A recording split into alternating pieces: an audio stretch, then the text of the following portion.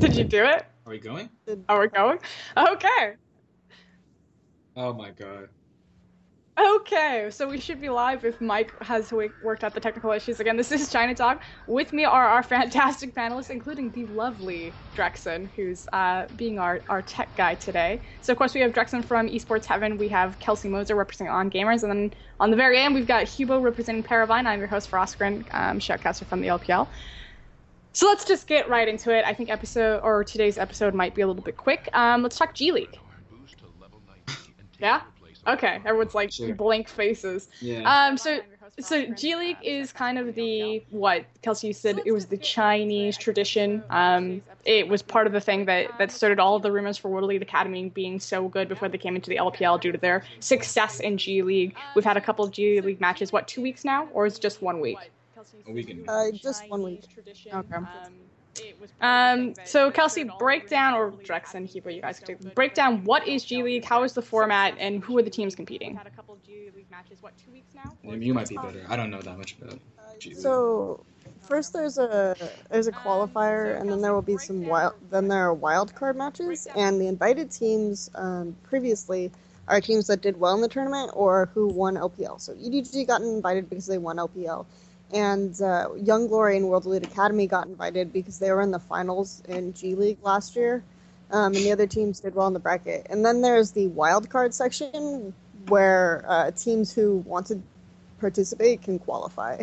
This is the second year in a row kind of that OMG didn't make it to the qualifier or the wildcard bracket, so it's interesting.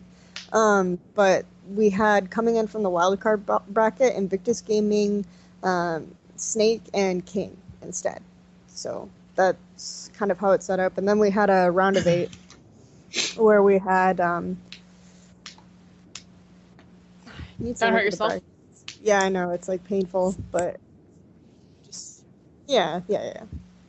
I'm just trying to remember the matchups because we had World Elite Academy. Mm-hmm.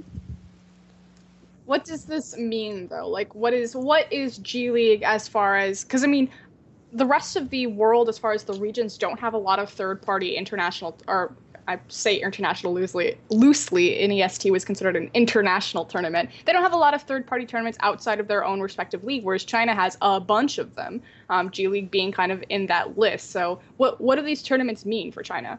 Like, why is this important? Tell me why I should care. So G League in particular is really high production value and really like going back in time for Mike might know more about it because their big main event is usually Dota. So. Mm-hmm.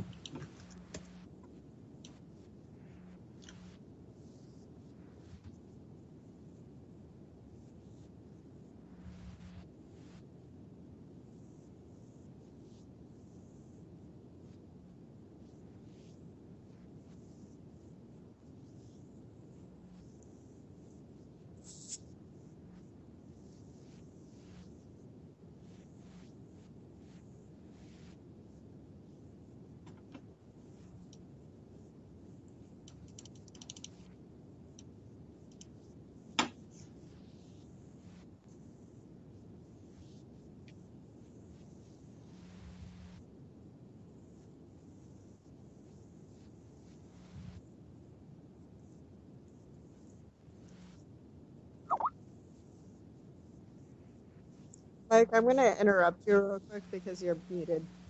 Sorry. Wait, wait, what? I hear him. He's muted through XSplit. Oh. Yeah. Good Check God, God bless. Check your mic icon. Did you get it? We can hear you. Can they hear you? Yeah, we can hear you. It's about the stream. This guy's fired. So fucking unprofessional, to be honest. You know, I checked the YouTube VOD of our episode the last maybe a few days ago, and people were saying, like stripping. Well, I was doing the hat. I had my general hat, and then people called me unprofessional. This is some unprofessional shit right here. I'm just gonna say that right now. Yeah, come on. Okay. In terms of like relevance and importance, G League just recap what he was saying. Yeah, let's just summarize what Mike is saying. You can do it. I wasn't listening. I was just like letting my mind wander. Holy shit! I had fucking Mike push to thinks talk that- on. Oh my god.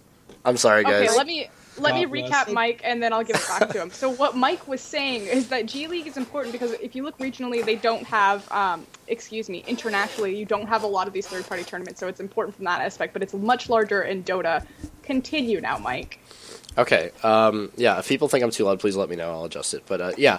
No, I was just saying that, it's basically, its primary focus has been Dota up until recently, but the thing that's really important about these international tournaments in China, or international, they're not really international anymore, but these tournaments that go on in China in the off season is not only the fact that it alleviates this huge dead period that other regions see, it's that there's this huge contested point of view between how people view teams in the LPL and then teams outside of the LPL, like in the LSPL and like amateur teams. Because there's a lot of arguments on both sides in favor of LPL teams not being as good as some of the LSPL teams, or amateur talent being better than some people that are taking spots in these LPL teams. So it makes for a way for these teams to actually clash in the off season, and it's like actually really interesting. It's something we're really lacking in the other regions, to be honest, I feel. So here's my my question then. So China as a region is constantly playing. Like there's always third-party tournaments. They played up until the very end. Like their season ended. LPL was the last season to finish up right before the World qualifiers.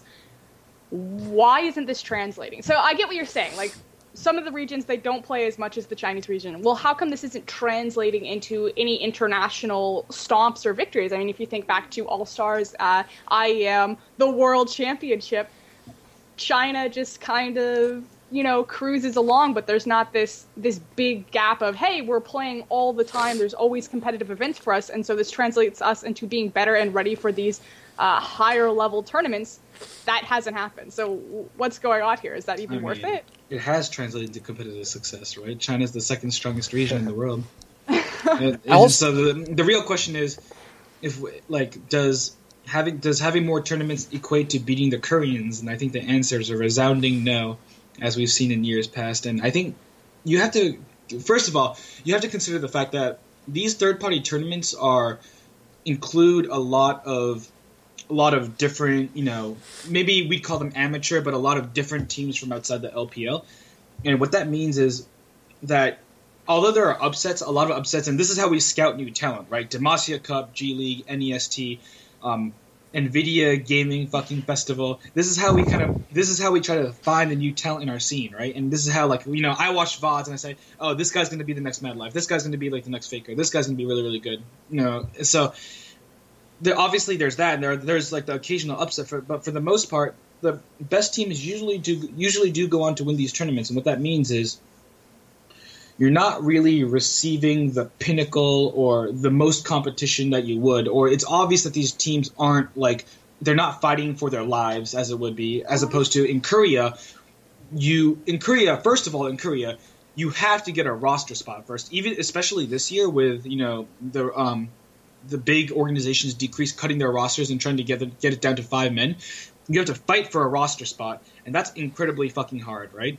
And then after that, you have to there's so much pressure, and then all this pressure is, put into one best of 2 set or one best of 5 set. So I just think it's the practice regimen and the mentality in Korea is just a little bit better. And that's why we have, that's why Korea's first place.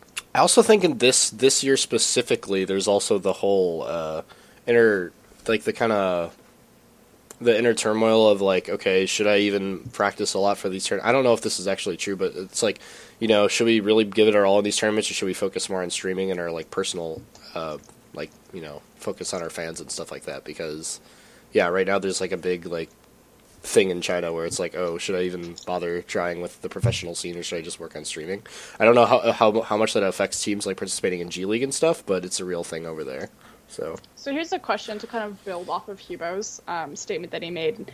Do you think that the third-party tournaments have lost some of their effectiveness in the idea and aspect that it's for talent scouting due to the fact that the Koreans are flooding the market right now? And do you think that this is also a reason? So let's hypothetically say, if North America, for example, had a bunch of third-party tournaments, would North America have this ideal that there's no talent in their challenger scene? Do you think that would change? Fear faces. Well, first of all, yeah, the Koreans looming over kind of de-incentivizes. So a lot of these teams, we don't know what's going on in the rumors and stuff like that. But I'm sure a lot of these players will know whether or not they're going to get replaced by Koreans. So you have that aspect working for you. Like, do I want to work hard for this team if I don't have a spot as soon as these transfers and these contracts get signed?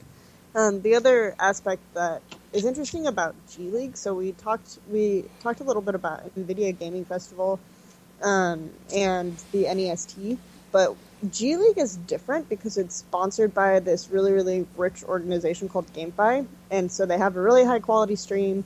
A lot of people think that the games are in G League are more important to watch than regular season LPL. So we have this competing factor from the G League perspective, because they think that the production value is better. They think that the teams will participate more. Like, they weight G League so heavily, I think, because of the tradition that it has with Dota, because of the tradition it has with Chinese esports, that they expect the results of G League to really, really kind of resound throughout the year. And I think that's part of why we had the World Elite Academy hype, is because they did win G League last year, right? But doesn't that prove that G League's full of shit if they hype up World Elite Academy and then they come into LPL and just fall on their faces?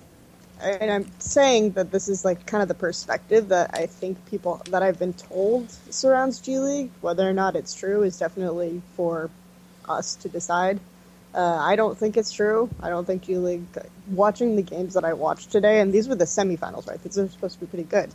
All of the teams that I really watched today kind of played pretty poorly. So compared to how I've seen them play in LPL. Except Wayless. Wayless, like, someone lit a fire under Wayless's ass, but otherwise, yeah. He's good.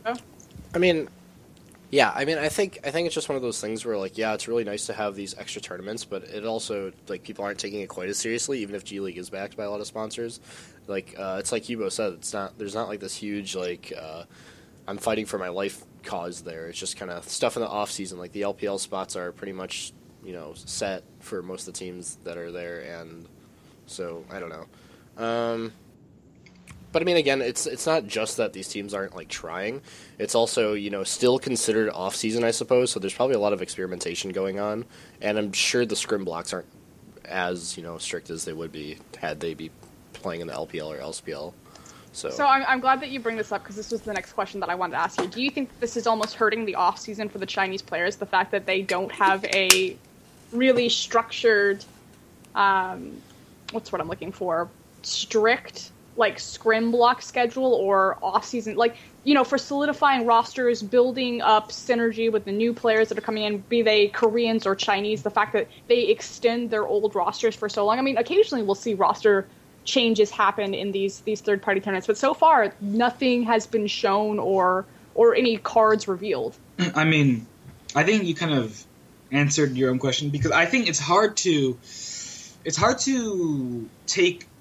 to typify the Chinese off-season experience by using this season as an example, this off-season, because this off-season is holy shit fucking weird, right? It's like, really, there's like a lot of different shit going on.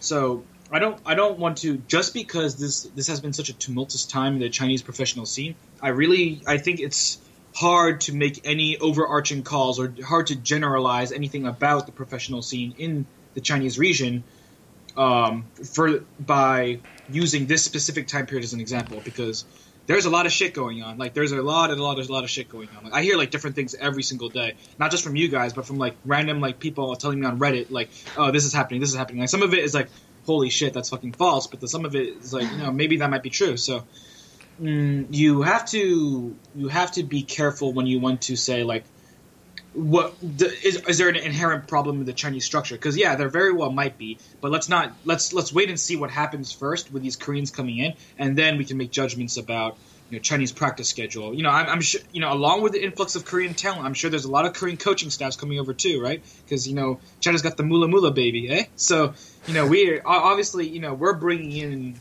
additional structure, and we might have that fight for your life mentality very soon in the Chinese region. Also, a lot of people think that China will win Season 5 World Championships. So. I also want to point out that we can't really pigeonhole this off-season kind of rusty session that China's going under just to that region alone. Like, can you imagine if we had like an off LCS like solo mid North American tournaments like right now between the teams? Like, it'd probably be pretty terrible, right? Like, it wouldn't be the best representation. So I mean, I think that's something that half the rosters are empty. Yeah, that is true. But I feel like it's something that would plague like all regions. I mean, people just don't have their shit together yet. And if anything, it's a win for China because they can at least have these rosters solidified and you know, actually have decent games in these tournaments, whereas others don't even have like their complete lineups yet. So and I just want to point out one thing. You know, we're talking about these Korean and Chinese, you know, training regimens, and there's my friend Enigmatic on Twitch chat. He just wanted us to broach the topic of what specifically this is,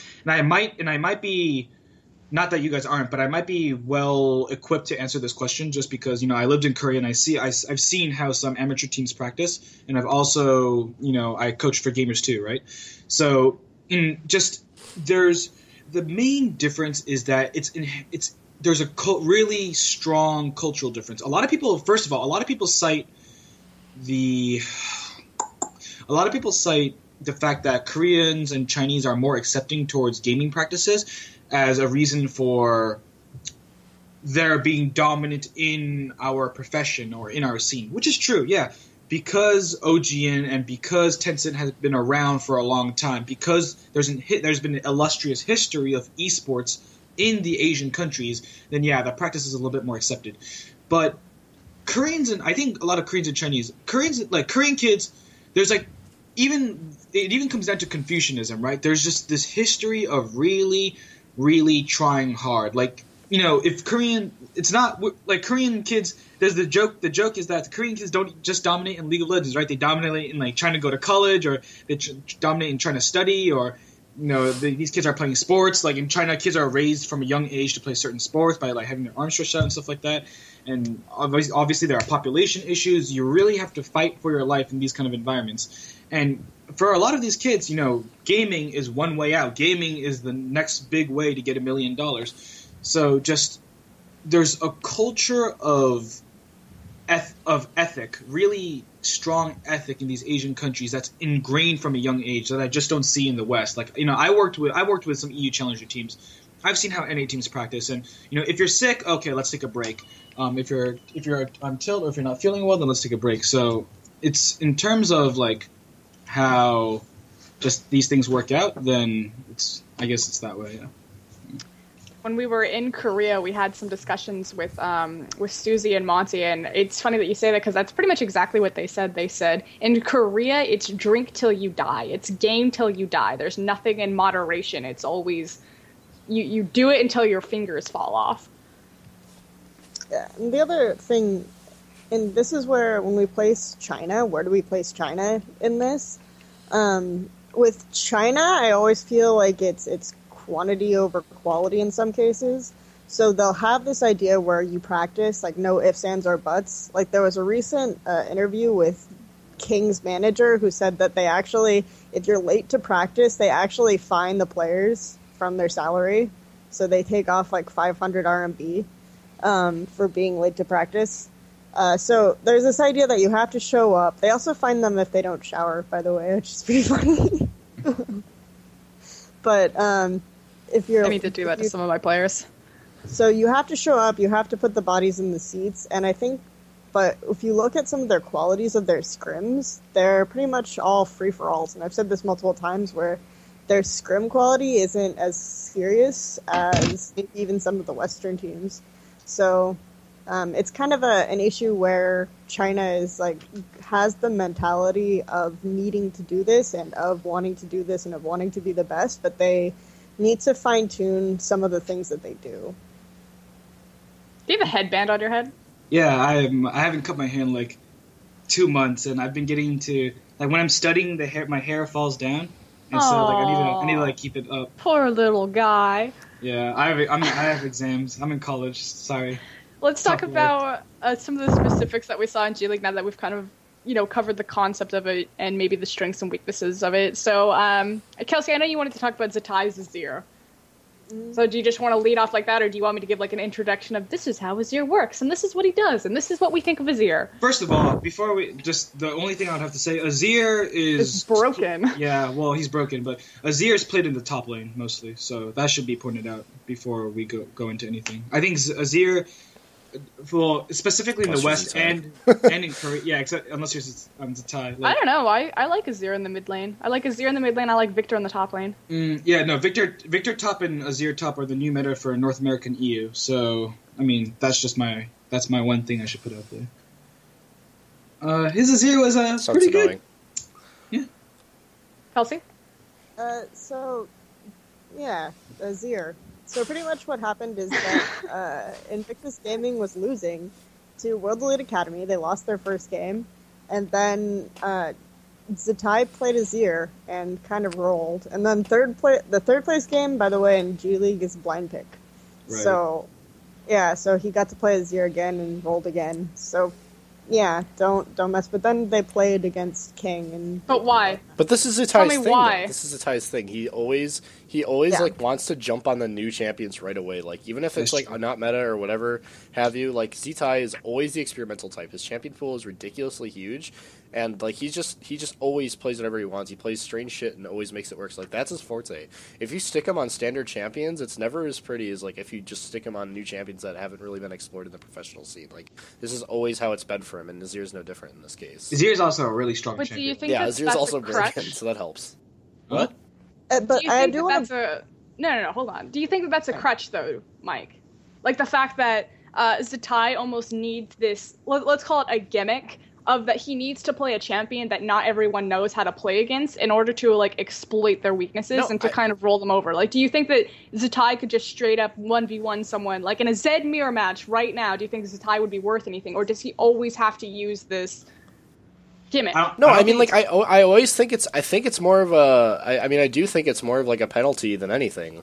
Like, don't get me wrong. I'm just trying to characterize Zatai by how he is. Like, he will, if he does bring out these new champions, he will be probably better than his competition at him. But that's not to say that it's actually necessarily a boon for his team. Like, it's obviously better if you're able to play the meta champions. If you're going to be the best team in the world, you have to know how to play the best champions. But luckily for him, like Azir could be up there in terms of strength relative to other mages. So I don't think it's a crutch. I think it's more of a sign. It's representative of the ways that Invictus Gaming win, and it's pretty bad because usually when Invictus Gaming play the standard compositions, they lose. So what does it say about their team? It doesn't definitely not anything good, right? So it's hard to, especially with all the rumors of the incoming talent that might change the team. It's hard to make.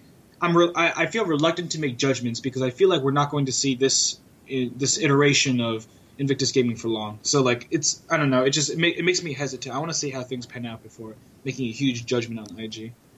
I want to talk about LGD though.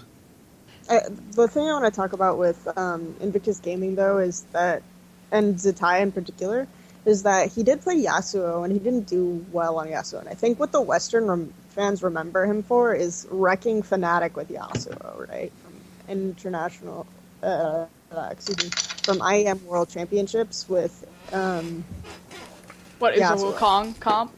It was like Wukong Yasuo. That was the World Elite game. That Yasuo wasn't so good. But the Invictus Gaming game where they had Yasuo and they had that really smart lane swap and all that stuff, and then of course they later played Fnatic again and got destroyed, but the idea that he just kind of went off on Yasuo, and then he played Yasuo in G League versus World Elite Academy and kind of got dunked by Xie. That's really unfortunate. So that again makes me think that my mentality that Zatai is kind of bored and he's just like going off of natural skill and his ability to pick up these champions. But as the champion is played more and more in the meta, and people sort of figure it out, he loses a lot of power. And he'll have to go back and start bringing out these old champions that people haven't been playing lately, like Lux.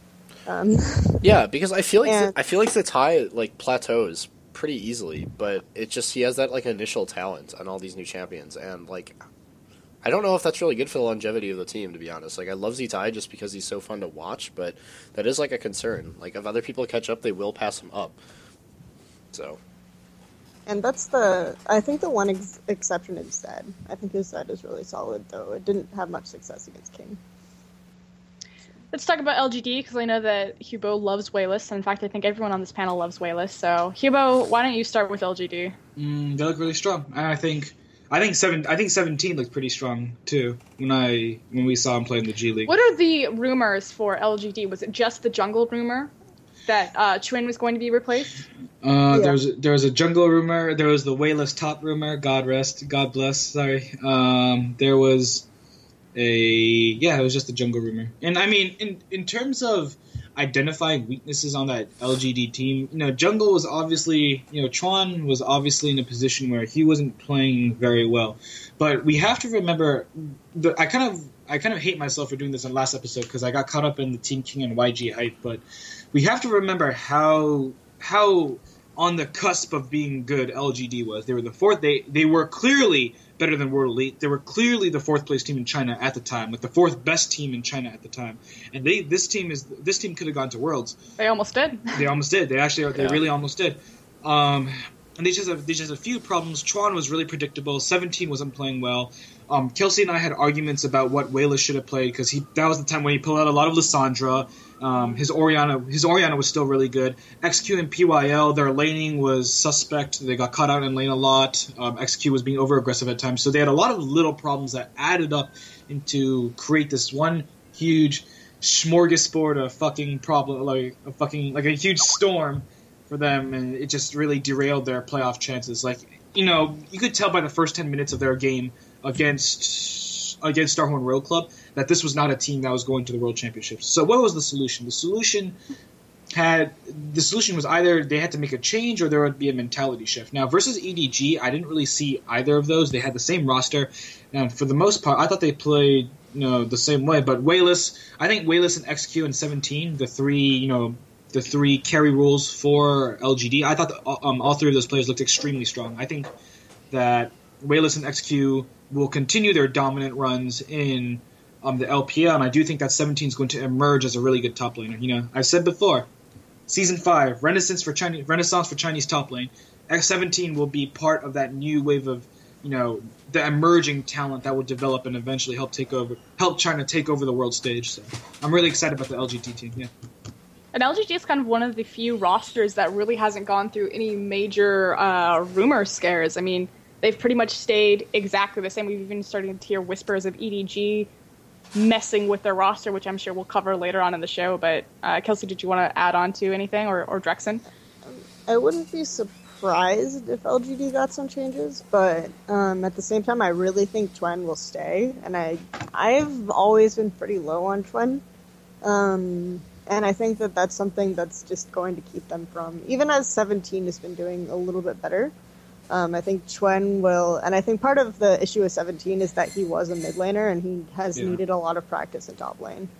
And but Chwen, I think, will always be a limiting factor on that team if they don't replace him, and that's kind of my feeling there. Totally agree. I'm hoping like one of these junglers go to LGD for whatever reason. I mean, I doubt it'll happen, like the Koreans coming over, but that's just like, I mean, it was at one point, like, just for a little bit of context, like, at one point, like, Chwen's Lee Sin was something to be afraid of, and, like, if you didn't ban it out, he would wreck you on it. But now it's like, it's not even so much that you need to ban it out anymore, it's just that you can play at a decent level. Like, he'll occasionally pull out a decent Kha'Zix or something, but more often than not, it just feels like he's so far behind his team in talent, and and he's ridiculously predictable. Like, everything teams were doing in 2013 in China, like, where, like, you could, like, read it, and everybody was like, how can anybody, like, get ganked by these junglers? Like, that's what Chwen's doing today, and it's really holding LGD back. And with this guy, they still got fourth, so I really want to see these guys with the new jungle talent. Right. The interesting thing about the phenomenon of LGD was obviously this was the first year that roster, the iteration of that roster was in existence, right? We learned that Styles was getting banned, and then we were like, oh my god, what's going to happen? And then Ryan Luwei told us that Wayless was coming in. I don't know about you guys, but I was thinking, holy shit, this Wayless guy is really fucking good. Halfway through the season, we found out that this XQ PYL lane has the potential to be amazing, right? So it's funny because this is a phenomenon which I personally hyped up. There was like the XQ and Wayless hype train, and I was like really, really excited. I said that this is a team that's going to be a top 5 team in season, or a top 4 team in season 5, but just there's nothing that's happened to this team that gives me cause to try to place my faith in them for season 5. Like even YG, like you see like the upward trend with YG, right? Like you see Diangun slowly evolving. You see the other players slowly just trying getting a little bit better. So even a team like YG that wasn't that good, you see them making steps towards becoming a good team in the context of the LPL region. But you have LGD, and you know that they should be good, and they certainly do have the talent to be good. You know, last split was their first split, so technically they should be on an upward rise, but there's nothing really to be excited about, and that does worry me, because when you do get that feeling, then usually it indicates that they probably won't have a good season. This is the same feeling that I had about IG last year. You know, I thought IG, they looked really good. Oh, they might be a really strong team, but there's just nothing to be that excited about. So it's unfortunate, but it's the truth of the matter.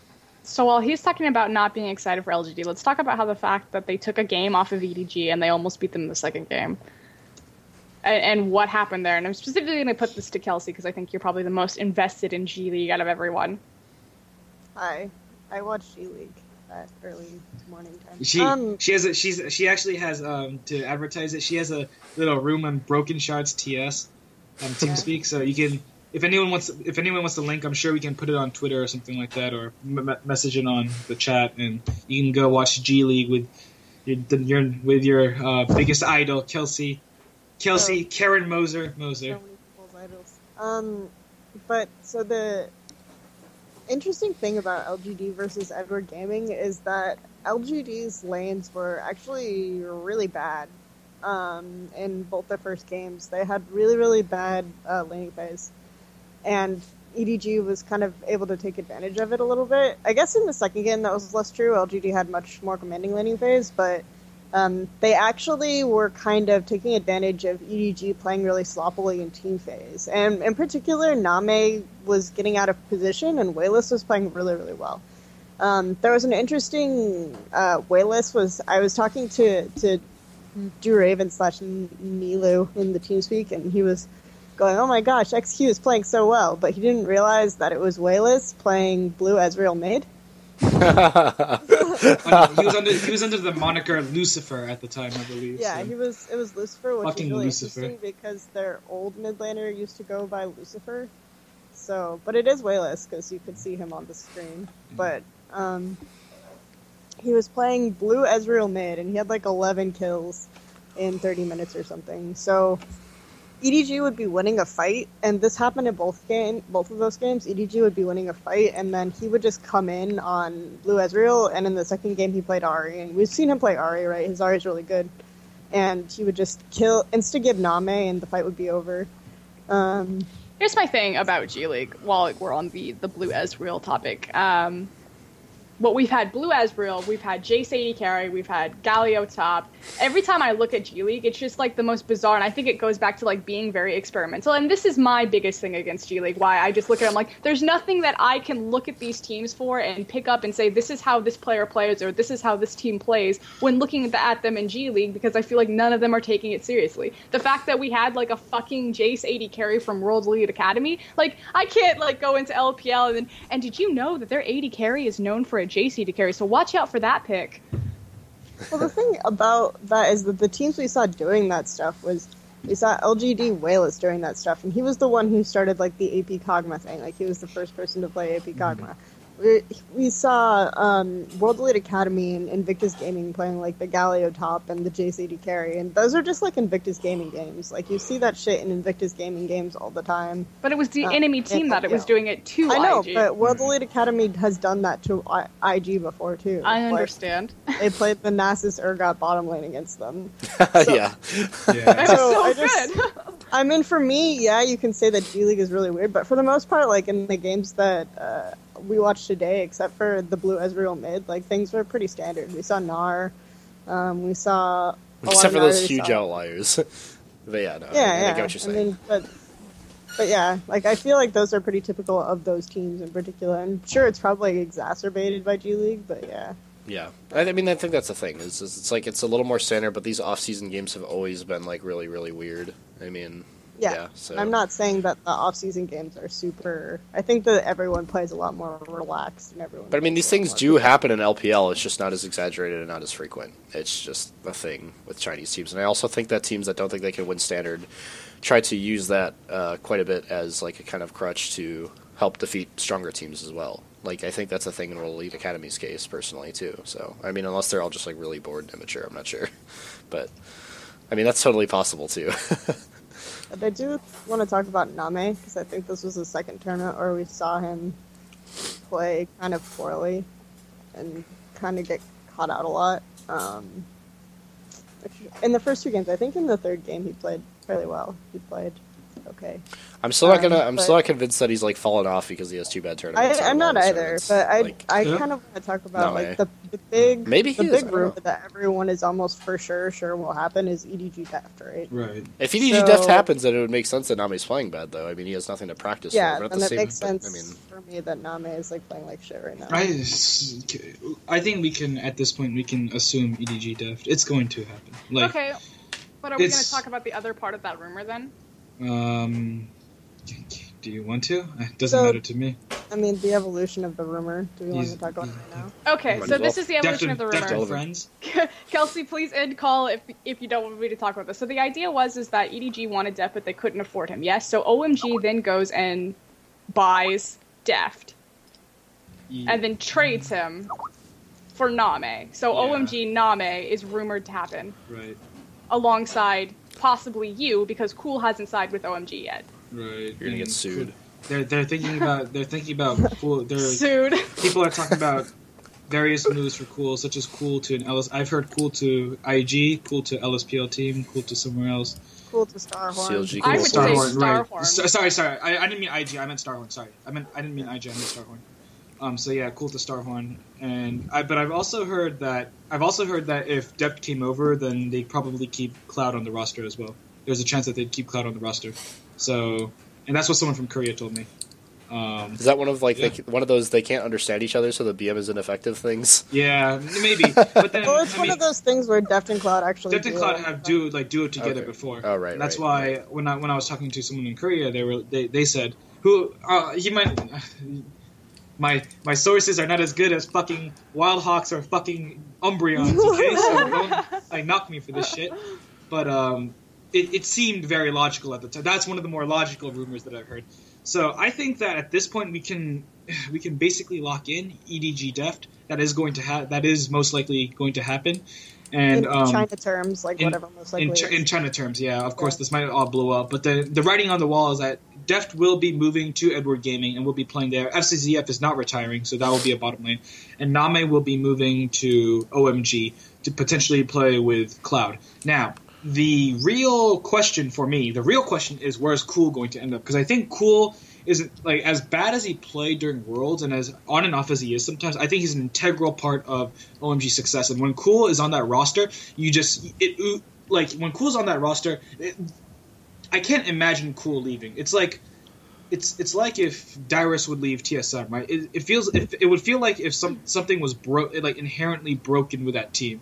And it would be hard for a lot of people to support that team anymore because Cool is just such a giant figure in the scene. So you really hope that they can keep that roster with Name and then possibly make the perfect Chinese roster. Yeah, exactly, and I'm glad that you said that because people ask me all the time, why do I think so highly of OMG? It's just bias. You're just being fangirling. But here's the thing. Think about North America, think about Europe, think about Korea, and put together the best players from that region on a team. Korea, let's say it's Flame, let's say Kakao or Dandy still there, so Flame, Kakao, Dandy, Faker mid, let's do Imp or Deft 80 carry, and then Matza support. Those would be the best players, and you can kind of argue, but you know what I'm saying, for a super Korean team. Now let's do the Chinese. Who would we put top lane? Going. Who would we put in the jungle? Loveling. Who would we put mid? Cool. Who would we put 80 carry? Name. And who would we put support? Cloud.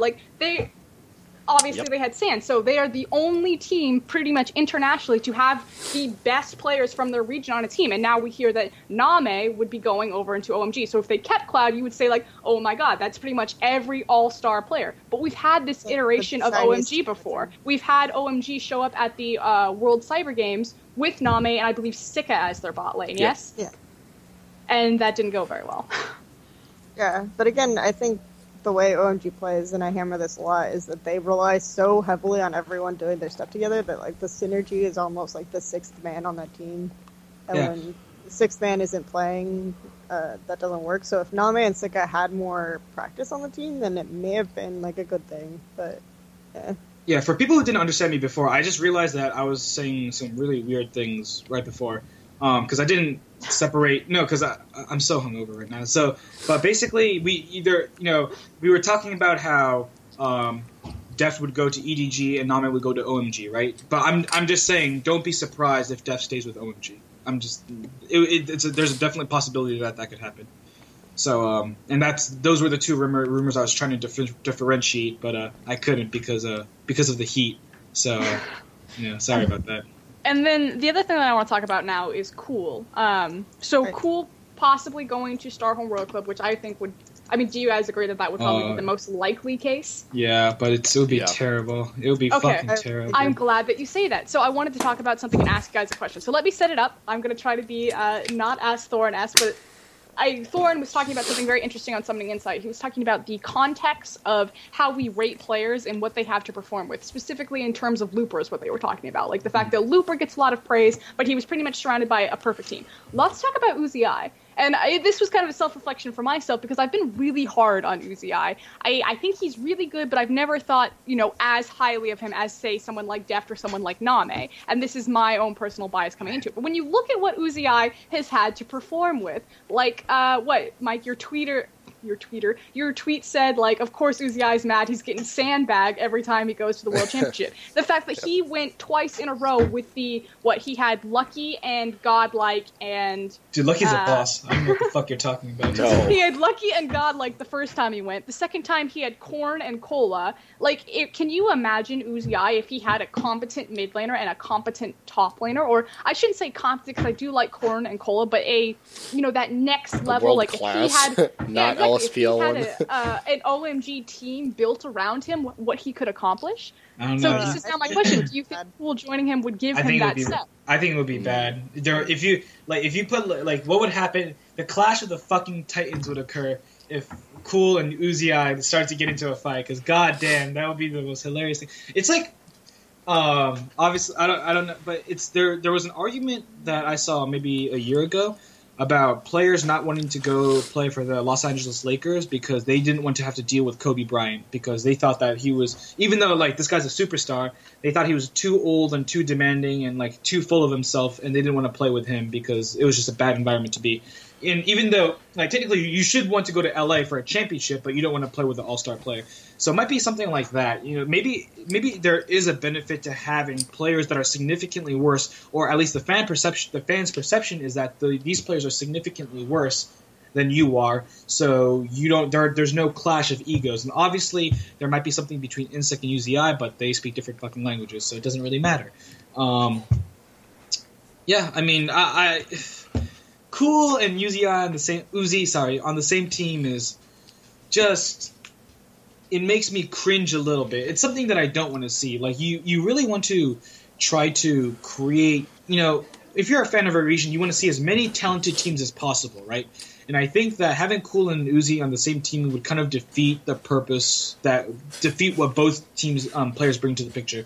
Because when we see Cool play, and when we see him initiate on different champions, he's like painting a picture. I've always kind of said if Cool and Koro would be on the same team, that would be really interesting because they both team fight really well, and they both kind of, it's almost like an artist with a paintbrush, and they both really go from side to side really well. And their skirmishing depends on all the members of a team acting in unison and trusting each other, and partnership and love and friendship and going in and just like wrecking shit together. Whereas Uzi, fuck. How many times have we seen Uzi like initiate like 1v5 by himself and then the rest of his team falls off? Like this, since this guy knows exactly how much damage he can do and like and he knows how to count like cooldowns and predict what skill shots are coming his way. He can like jump in like with Tristana or like with Twitch. He would like jump in and then the rest of his team would follow up. But like the enemy team, OMG or EDG in this example, wouldn't be able to react because they're so surprised by the aggressiveness which Uzi is displaying. So again, I don't think obviously when you put two good players together, there's going to be something good's going to happen. But I just don't think that in this case, it would be the ideal situation for these two players. And whoever's doing the dishes, please stop. Sorry Chelsea and about that. Drexen. I want to talk a little bit. I don't even think that necessarily like an ego clash would be, because my understanding is that Cool is a very go with the flow kind of guy. He's like, in terms of personality, he's pretty relaxed. Like he'll do what his team needs for him to do pretty much in a game. Whether that's like hard carry or just prop up a lane or whatever. And he's like one of the only people on his team who isn't a shot caller. So that isn't the thing I'm concerned with the most. What I'm concerned with the most is the fact that I think it isn't a coincidence that Uzi has made it to finals with like kind of meh talent twice in a row. Like, we can talk about how Whites is a really good laner. Like, he's a really good laner, but I think that he's not as super... He's not, like, the kind of all-star carry that Cool is. We talk about... I don't think Godlike is that good. I think he had, like, one champion, and he was a one-trick pony last year. I think Lucky was obviously an issue, but... And then this year we had Korn and Cola, and we had Insect and Zero, but they're really good players, but they're really good players in roles that are designed to prop up carries, right? So I think that works for Uzi, because if you see Uzi play, like Hugo said, he has to go in, he goes in, he decides what's going on, he's like kind of the diva that people hear about, but he picks the fights, all of the spells kind of go to helping him, and the team has said they want to move away from making him the only carry, and we've seen games where Cola has done well, even at Worlds. We saw games where Korn was doing well and kind of carrying a little bit, but the thing is at the end of the day, their most reliable strategy is still focusing on Uzi, and he kind of needs a team that makes it all about him. And that's harder to do when you have, and I feel like you're going to cripple a resource like Cool by always making a team all about Uzi, and it's going to like really limit the diversity that they can have available to them. So. Okay, so let me just throw this out at you. What if they had you as their mid laner? I honestly feel like that'd be a really good pair. I feel like you is crippled strategically because EDG won't branch out into other strategies. I know, but he's already like so used to playing that utility-based style. In a dream world, who would you put as the mid laner for Starhorn Royal Club? I don't know. You has gotten worse and worse and worse. What? Rude? No, he played fantastic. He played really well at Worlds, and he's played really No, I actually agree. You was like, okay, Name, you're shitting the bed. I'm gonna have to go carry now and just win by myself. You're letting me down. Why do you think that I can't play support anymore. I don't know. I thought he was really good when in the beginning of this past season. Go back and watch those. No, hold on. At the beginning of this past season, I thought he would be like an all-star, like better than Cool. Because I thought he had the talent too, and maybe it's me being disappointed. So maybe getting worse and worse isn't the right idea. Well, the thing is that he's never allowed to be put in the position that Cool is. Like Cool is allowed to be like, "Hey guys, hold on, I'm gonna go 1v5." Like Yu doesn't get to do that. I think Hugo is referring to the fact that Yu doesn't roam mostly. I mean, we can't make overarching. You guys know it more than I do, but we can't make overarching judgments about someone's playstyle and say he's not allowed to do this or he's not allowed to do that, even though you may 100%, like 110% be correct. But just when I saw this guy, I thought he would be really, really good at the beginning of last LPL season because he performs his role so well, and just even when this guy was playing like different, he played attack mages, he played Zed, he played utility mages, like he played a bunch of different stuff. And Worlds, he had a good tournament. Yeah, Worlds, he did a good tournament. But through the whole season, through the whole split, I think whole split where EDG took first, and then you had a great tournament at Worlds. It wasn't necessarily because of you though. I think he was mediocre. He was average. You is the spine of that team. When Name shits the bed, he steps forward. I mean, I know, but how many times does Name like shit the bed? That is one thing. Name hasn't really had a lot of opportunities to shit the bed outside of Worlds. So. Okay, he had a good tournament. He had a good tournament at Worlds, but like Frostkin, like how many times? Like, for every time you say he had a good tournament at Worlds, like, a hater is saying, like, oh, Name had a shitty tournament at Worlds, so he's a bad player. So like I'm talking about the whole experience. I know, that's what I'm talking about. Like the whole experience. EDG takes first in LPL. They win pretty much every third-party tournament. They go to Worlds. Name has a terrible tournament, but you can look at Yu's performance, and you've even said that you had a good performance. So you're sitting here saying, "Look at the whole performance." I'm telling you, I looked at the whole performance. No. Okay. Really good mid laner. I know. No. You're making overarching assumptions. Like you're telling me. No. Hold on. Look, you're telling me that I'm wrong. Okay, so this is subjective. So you're telling me that I'm wrong. That's fine. I'm just saying that what I saw over one split's worth of play, I thought that this guy would end up being the best mid laner in China. I thought he would be so much better than he is right now. But then the hype just died down more and more and more, and he just became. I think maybe my eyes are bad. Maybe I have to get my eyes fixed. But I'm by no means saying that he's like the best mid laner in China. Obviously, he's not the faker of China, but I still think that Yu is primarily the crutch of which EDG won most of their victories on. Like if they had not had Yu, they would not have been the dominant team that they were. So if you say if they had a different mid laner, then they would not have been the dominant team that they were. Yeah, okay, I agree. I guess we disagree then. Can I come in as kind of like a bridge between these two perspectives? No. Yeah. No. No. Okay. So I want to say that one thing that is very obvious to me is that EDG's preferred style of play, which is putting you on a high wave clear champion that's really good at like AoE team fighting, kind of declined in terms of the midline champion picks over time. And we saw that, but he still kept playing that style, and they still kept playing that style. And sometimes, especially when he played Orianna, that didn't work out because I don't think he's a very good Orianna player. But for example, Ziggs fell out of the meta, and Ziggs was like his really huge pick in spring. I don't know why he didn't play much Syndra because he's a really good Syndra player, but they didn't play that even though it should fit their style. They started trying to make him play more and more Orianna. I don't think his Orianna was very good. Nope. When it shifted to mid laners roaming a lot and assassins coming big, because like Cool kind of led the charge and made the game. Cool and Willis, I think, made the game in LPL much more about roaming than I think for mid lane than I think it was about in any other region. And Yu sort of had a lot of holes in that area. He wasn't a huge roaming mid. That wasn't what he liked to do. So I think we saw those holes kind of exposed a little bit, and it was either the team's decision to make him keep playing like he was and not let him branch out, because we've seen him play some Zed, and his Zed is pretty good, but we didn't get to see him do that at all, like in LPL. We didn't get to see him do... Like, he played one Ahri game, and it was really bad, but we never saw it again. These kinds of things kept happening, and we saw him roam a lot more at World, so is it a question of him not, like, branching out and him not experimenting more, and we haven't seen what we've seen from you? Or is it a question of he can only play that style? I think from what we've seen at Worlds and what we've seen when he does like play Zed or when he does play a champion that he's come out and vocally said he likes to play that style, is that he can play those styles, he can roam, he can do the split push Zed thing. It's just that his team doesn't really play with it very much, so they don't have experience playing with that. In Unstoppable's defense, he does play with Clear Love. That's true. Yeah, and that's my other thing is that like there's.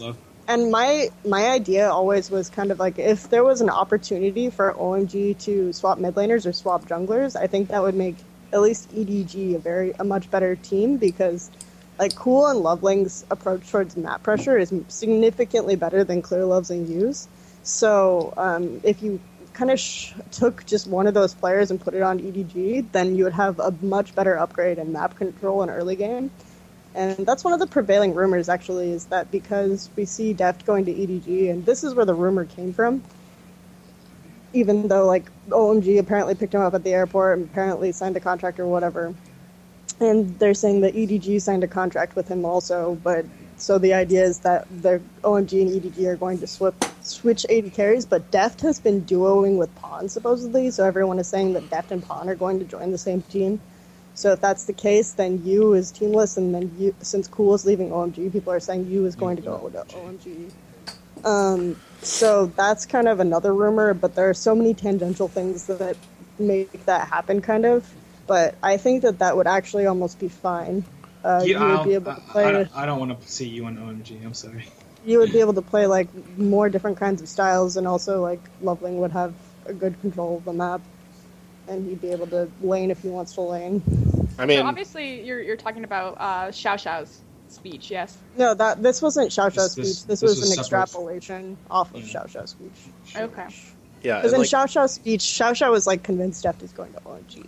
I would obviously always prefer a cool OMG, like an OMG that had cool in it, but I also am not like completely against the idea of you on an OMG just because, like as Kelsey said, he'd be able to play champions he's more comfortable with, and like instead of being forced on these wave clear champions, he could show his like carry potential like he did at Worlds. But I mean, I think either way, OMG will be fine, just because I mean come on, they were stomping with Xiang as a mid laner, and we saw how quickly that got exposed in international competition. So I think they can make it work, but I wouldn't like it as much as cool OMG. China is becoming international competition right now, right? Like Yeah. the domestically has more and more Koreans. I don't know.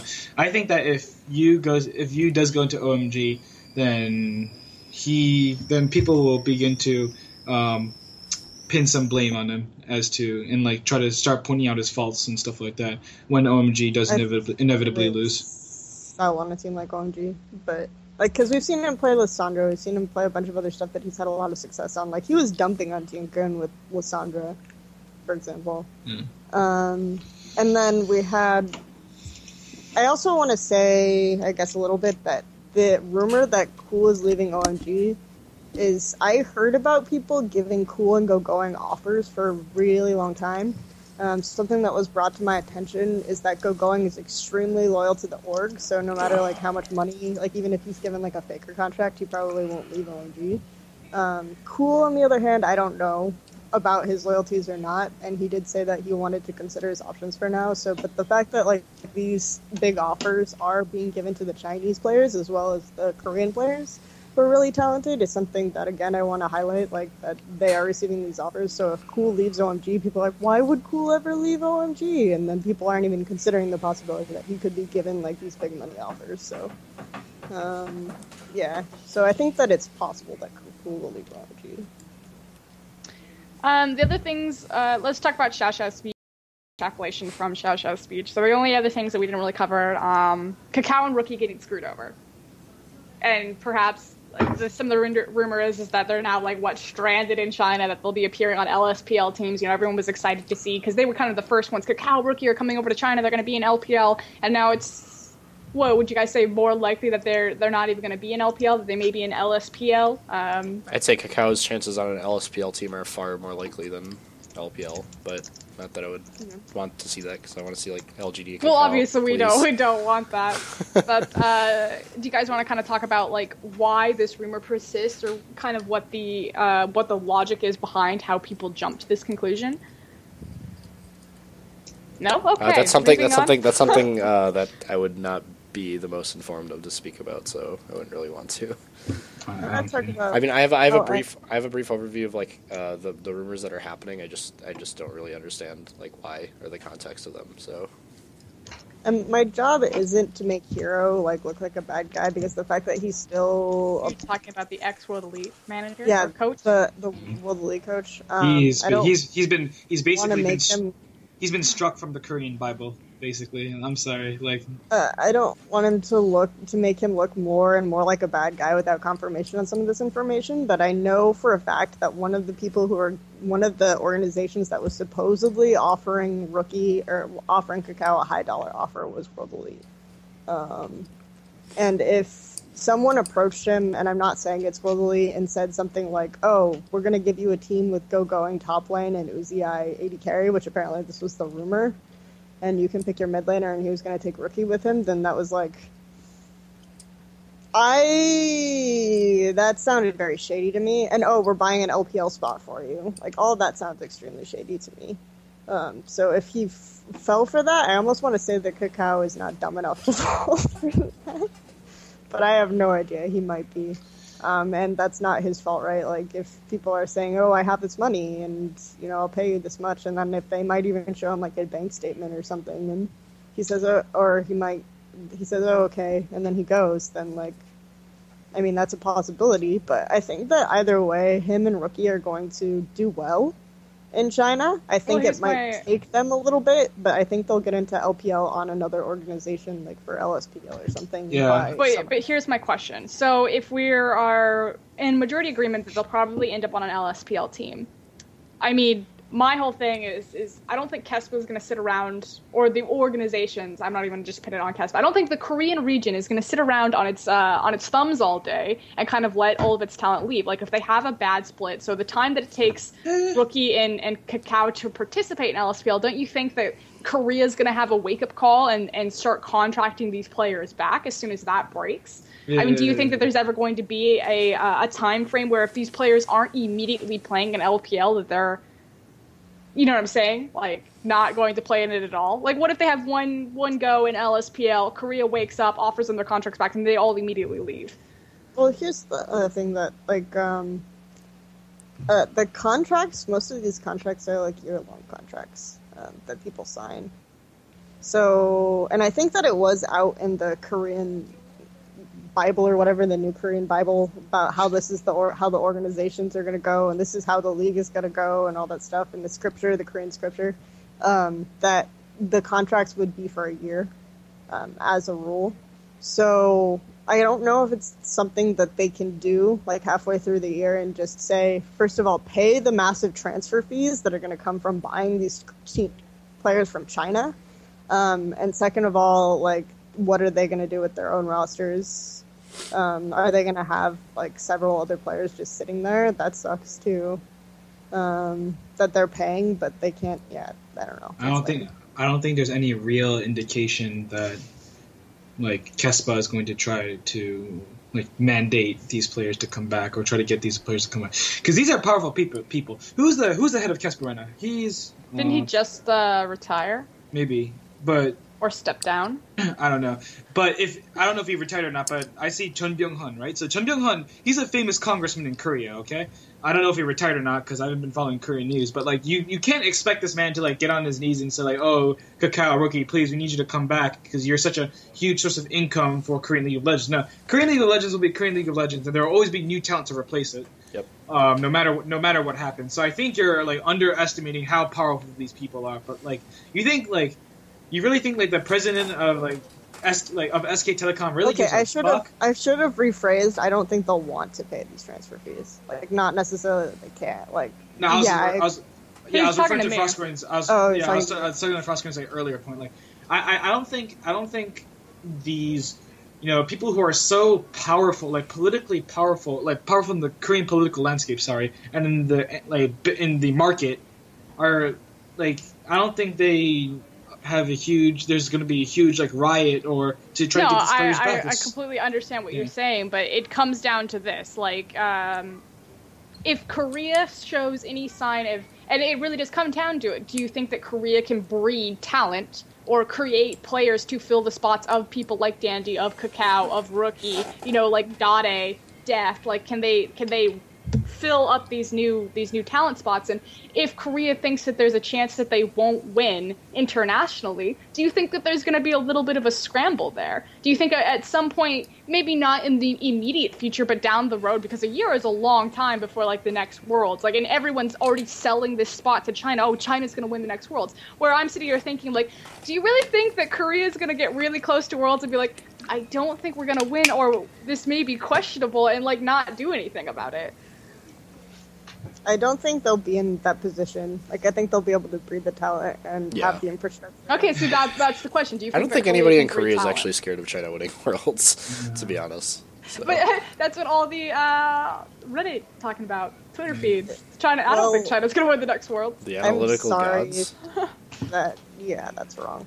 I don't know. No, it's possible. I guess China has a better chance, but I mean, the only way that China wins a championship is if a faker goes there. Unless besides getting strategically better. Faker is the thing that would just put China over the top. It's not like a Rookie or Kakao caliber player. You need a Faker caliber player to make a real difference in the world stage, I think. Like, or you need a Faker or a Mata or a Dandy or something of that vein. China is getting Dandy, so let's see how they do with that tool before we make any huge statements about China's chances at Worlds. I mean, it's we're in a weird off season. We're in a really really crazy period. This is like, if I had to write a textbook on the history of League of Legends, this would be chapter 3, right? You would get its own chapter, the off season of 2014. Are you gonna have people give you like $60,000 for each chapter? Yeah, oh wow! Oh my god! That's good. You're gonna write a special fan fiction featuring Dandy and Faker on their adventure to China, Basically. and it's gonna have a romance between. It's a romance, and then Hero is like the Black Witch, who lives in like a huge tower in the west. Anyways, but fuck, I forgot what I was saying. Mother, holy shit. Okay, I'm done. I forgot what I was saying. Is there anything else that we want to talk about? I know today's episode was supposed to be a little bit on the shorter side, although I think we're coming up onto like an hour and like 15 minutes. Well, I mean, unless you want to do questions in chat. Oh yeah, by the way, Do we have any questions? OMG2 didn't qualify for LSPL, so that's a thing. You can make fun of that wanna org. say No, but they do have the positive energy spot. I think that Yeah. Dade is going to be on an LSPL team as well. So I can No. Yeah, we know. Oh, never mind. Dade. Was that not known? No, Hema, you're supposed to be like this. What? What? Oh What? shit! Wait, I just, really? I'm It's not just, gonna be on an LPL team? I'm putting LSPL. It's all a ruse to make LSPL have increased viewership, man.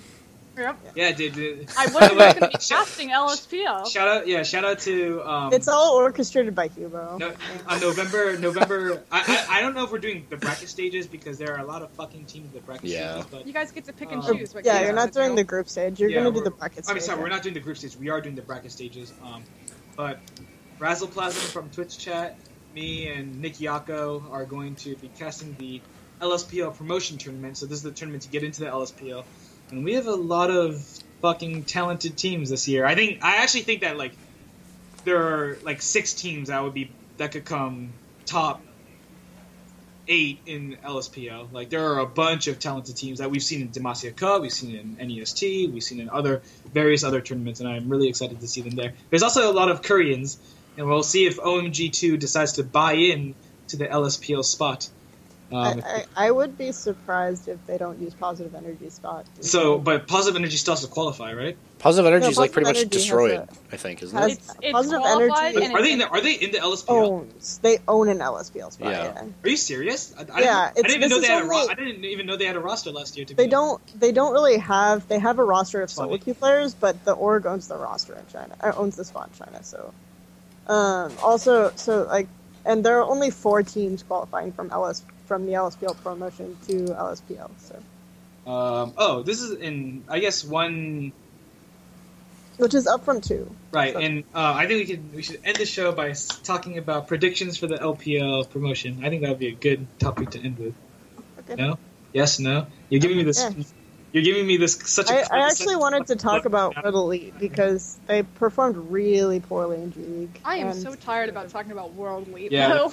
No, World Elite Academy. Both teams. Oh, fucking suck. well, No, I mean, do we think that they're going to get back if into you LPL? could like combine I think those they will. teams, you might like find enough like pieces to make like a competent team that would survive LPL. But they're not combining the teams, and they're both just kind of a shit show of nothing happening. I don't see them nothing not working in the LPL. They managed top 8. Now they just have to manage top 12. So, and I mean, there's no Yeah, indication that they're like scrimming as hard or practicing at all, even like they would for LPL. So, I mean, that's a thing too. So Let's cover the teams in LPL promotion real quick. Young Glory, Young World Glory, Elite World Academy, Team. Energy Team Dark. Pacemaker, Okay. Wings of Aurora, Aurora. Gamti, Energy Pacemaker Carries, DK, and Beachy Gaming S. Right. That's the team with Avenger, right? It's gonna be World Elite Academy, Young Glory, Vici Gaming, and Energy Pacemaker. It's going to be Energy Pacemaker. Of course. What the fuck? Why? Of course, they're the Are you kidding me? It's They have- Amazing they have- Jay. They have Amazing J. They might get Styes back, and I just came. Anyways, they have Energy Pacemaker. No, STYZ confirmed can play for Energy Pacemaker. So. He Okay, can. there you Yes, go. he can. Yeah. Yeah, I know. So That's gonna be a good team then. that'll It's be gonna be a good Energy thing. Pacemaker, Vici Gaming, Young Glory, World Elite Academy. Yeah. I think Team DK is pretty good. Rude. No. You think they're gonna beat one of those I four? think they might beat World Elite Academy. World Elite Academy, baby. I don't think so. I Dude, kind of want World Elite. Like, to me, World Elite Academy is like, I used to love it so much, and now it's like just this horrid thing. Like, what have I created? It's like I just want the scum off my table. Like, I don't see World Elite Academy dropping out. Yeah, But then they'll be no, in it your is. league. It's I mostly think going to Young be. Glory has a chance of dropping out because they're just so hit or miss. Like they could just decide to show up and pull like an IG and just shit the bed. If it isn't Young Glory, World Elite Academy, Vici Gaming S, and Energy Pacemaker, I think all four of us will be extremely fucking surprised because those teams have been like they have LPL level talent. I won't count out Wings of Aurora just because of their mid laner. Is it because you predicted them to win Worlds like 10 episodes back? Who's Wings of Aurora? Wings of Aurora I mean, is the team with the most like I don't ridiculous think like their mid laner is children's super PBS good. like icon. Mordred, but Oh my god, no! I don't think he's super good, but he's He done the sucks. best of like anyone on his team. Can we all And agree that Wings Wings of Aurora- was third He's a place in bad LS? player. What the fuck, Mordred? Are you kidding me? They have You- an amazing logo though. If you haven't seen the No, Wings it's like Yeah, some logo, PBS kids it's shit. really dude. Like, cool. But no, I'm saying that like when I've seen him play, he's done well in LSPL, and so like if he can fuck up against Wings of Aurora was third place, right? Yeah, So- no, but like I don't know. I don't think they're a it's good hard- team, but I'm saying I'm not going to count them out. I know, That's but all. when you say like the reason why I don't know. I've seen. No, Mordred that play a is lot. my reason. Like I know you hate like I don't think Mordred's good, but I think he's bad. Not. Oh, I they're don't, fourth I don't place. think he's not good. I think he's So pretty bad, to be honest. Okay, do we have anything Young else we Glory's want to gonna talk stomp all about? those kids. Has the chat given us anything? Are we good? I don't know. I haven't seen any questions, so. So zoom in on Frostgrin, Kappa. No, I'm joking. No. I don't know. That was fucking stupid of me to read. Anyways, I wanted to say one more thing. Oh, okay. It's for the shoutout section, so I'm done. Are you okay? Are we Shout-out gonna time? go to shoutouts? Me first? Sure. Sure. Okay, go sure. for it. First, shoutouts to the LSPL stream that's coming. It's going to be broadcasted by LPL English, and hopefully, y'all, all of you turn into that. Raz and I are trying to get our shit together. We have to get equipment. Hopefully, we get some from my connection. But you know, we'll as the Koreans like to say, we'll do our best to please our fans and show why we decided to come to North America to perform. And we'll see you at Worlds in 2015, as the Koreans like to say.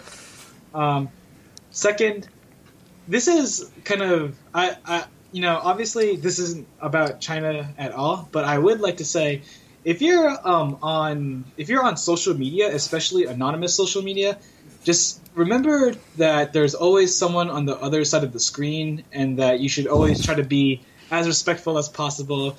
Our world is about peace and love. Because at my school, there's this new thing called Yik Yak, and it's the most fucking disgusting thing I've ever seen in my entire life. So remember to always be peaceful, always be a loving person, and the world will open itself up to you. Thank you. Praise Dada7. Praise the Lord. God bless you all.